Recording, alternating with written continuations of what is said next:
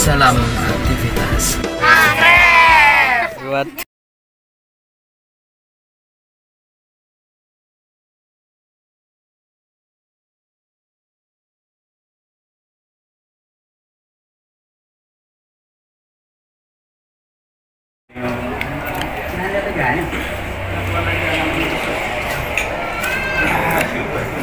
Ajubu kauri.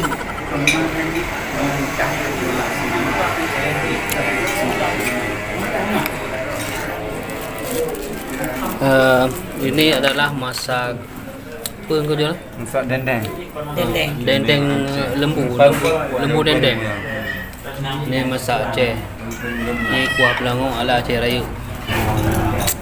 Luar biasa. Ini apa? Hati ya? Hati. Ya, tentu bukan hati saya. Itu ya, benar. Ini Ibuan Jawa. Wah, luar biasa. Bismillah.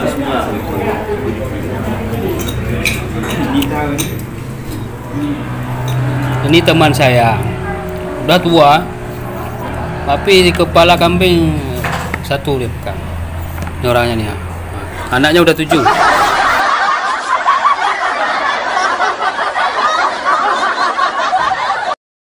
Makan kepala kambing. Makanan pimpinan. Luar biasa.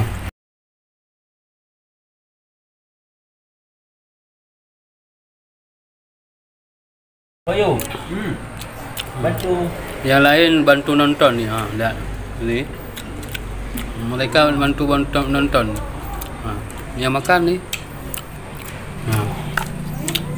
Gimana rasanya? Lezat? Wow. Subhanallah. Masya Allah. Insyaallah.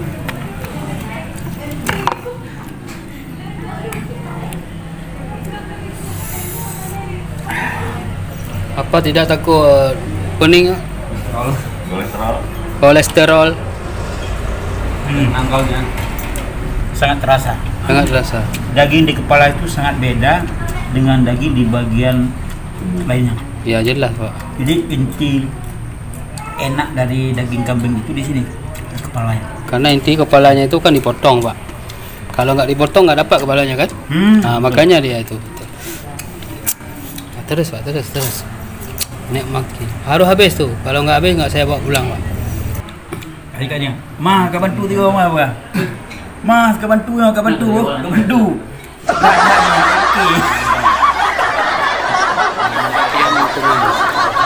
Giliran otak. Bukan otak orangnya, otak kambing. Lu kau belain, aku dulu program ni. Baju otak kami dulu program kan ada. Demo sinyal apa yang ada. Tengok duduk Mbak. Lo yang buat kami yang ke hai baju. Tak otak kecil aja kan? Dari sama. Dari pakai tangan dulu Bang. Udah tuh. Kena ngoleh. Kok aja Bang? Nah, itu Bang. Disodok pakai kuah Bang. Siapa yang mau putih?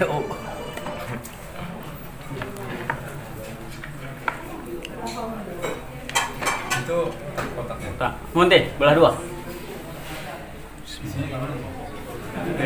Otak. Nanti koordinasi lagi dia. Koordinasi lah dapur rumah.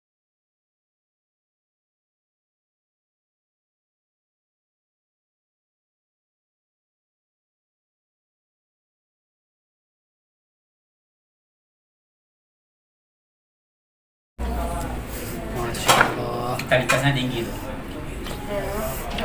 Gimana rasanya Pak? Yus. Maknyus. Luar biasa.